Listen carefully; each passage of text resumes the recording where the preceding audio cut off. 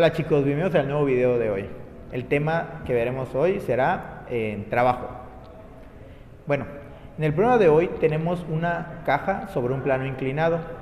¿Okay? Esta caja tiene una masa de 100 kilogramos y un ángulo de 40 grados. La altura del plano inclinado hasta el final es de 2 metros, como pueden ver en la siguiente imagen. Ok, entonces los conceptos que tenemos que tomar en cuenta son que la masa y el peso son completamente diferentes, ¿ok?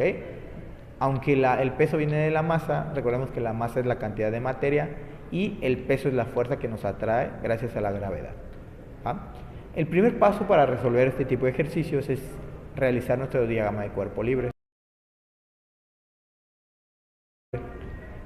En los ejercicios de ese tipo suelen haber 4 fuerzas o pueden haber 4 fuerzas diferentes, como lo son el peso, la fuerza normal, la fuerza de fricción y cualquier otra fuerza externa que tengamos.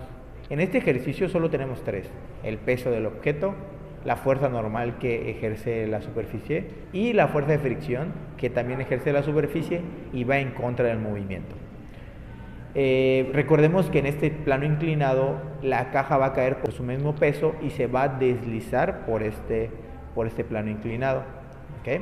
Recordemos entonces que para este tipo de ejercicios tenemos al peso que va hacia abajo, la fuerza normal que va perpendicular a la superficie, la fuerza de fricción que va paralela pero en sentido contrario al donde se va a mover, ¿okay? Y ya no hay fuerza externa, esa nos la saltamos. ¿Okay? En este tipo de ejercicios tenemos que hacer un truquito llamado rotar el eje, ¿ok? Porque como podemos ver en esta imagen, el eje solo nos quedaría el peso sobre el eje de las Y y las otras dos fuerzas nos quedarían en diagonal. Y recordemos que luego hay que descomponerlas. Mejor vamos a rotar tantito el eje como lo estoy haciendo ahora.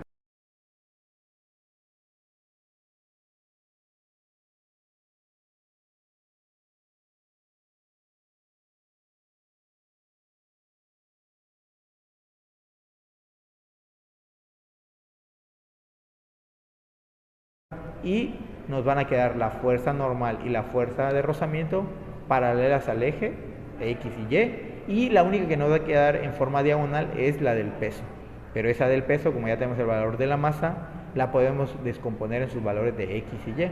Vamos a hacerlo a continuación.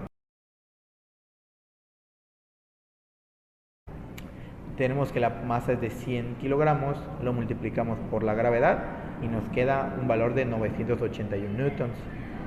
En este caso, nuestro valor de X va a estar representado por el seno, como lo pueden ver en la siguiente imagen. Casi siempre X queda con coseno, pero en este caso nos quedó con seno y el valor de Y nos va a quedar con coseno, ¿va? Por la forma que tenemos de nuestro triángulo. Hacemos las operaciones 981 por seno de 40 y 981 por coseno de 40 y nos quedan los valores de 630.57 para X y de 751.48 para Y. Ya que tenemos estos valores, vamos a nuestro siguiente punto, que es la sumatoria de fuerzas en Y. En este caso tenemos al peso en Y hacia abajo, recordemos que esto es negativo, y a la fuerza normal para arriba, que es lo que está soportando este peso. ¿Okay? También para este tipo de casos hay que recordar que la sumatoria de fuerzas puede ser igual a dos cosas. Ya puede ser igual a 0 cuando no hay movimiento en ese eje, como este es el caso de las Y. Esta caja no se va a mover en este eje. ¿Okay? Y más a rato les explico qué pasa cuando se mueve. Entonces va a ser igual a 0. Despejamos el peso en Y, como está negativo, del otro lado pasa positivo y nos queda que la fuerza normal es igual al peso en Y. Y ya sabemos que el peso en Y es de 751.48 newtons. ¿Para qué saqué esta fuerza normal? Porque la voy a usar para sacar mi fuerza de fricción.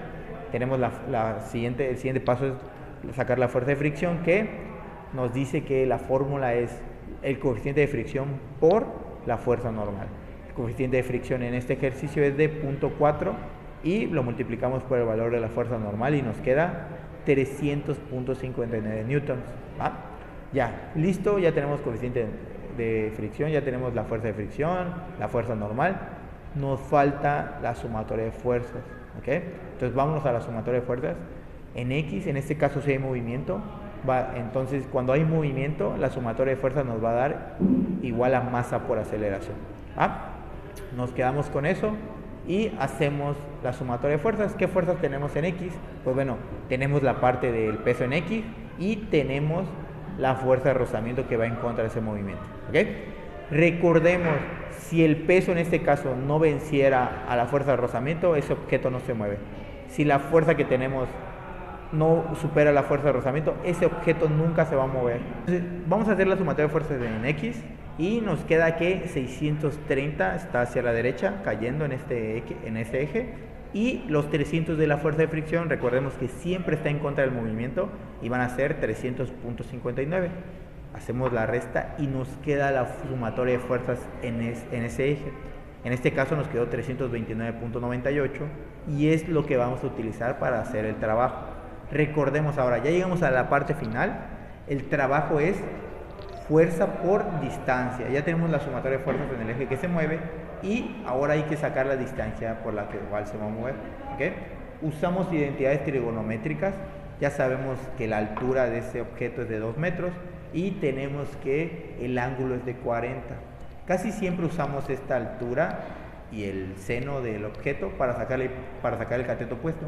En este caso vamos a utilizar al contrario, ahora voy a querer la hipotenusa, por lo tanto voy a utilizar la fórmula de cateto opuesto entre seno del ángulo, ¿va? En este caso sería 2 metros entre el seno de 40, ¿va? Hacemos la fórmula y nos queda que la distancia de la hipotenusa es de 3.11. Ya tenemos ahora sí la distancia por la cual se va a mover el objeto, entonces va a ser 3.11 por la fuerza que encontramos, que es 329.98, y el resultado del trabajo nos da 1026 joules.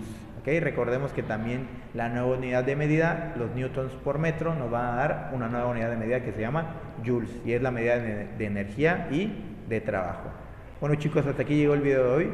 Muchas gracias por prestar atención y nos vemos en el siguiente video.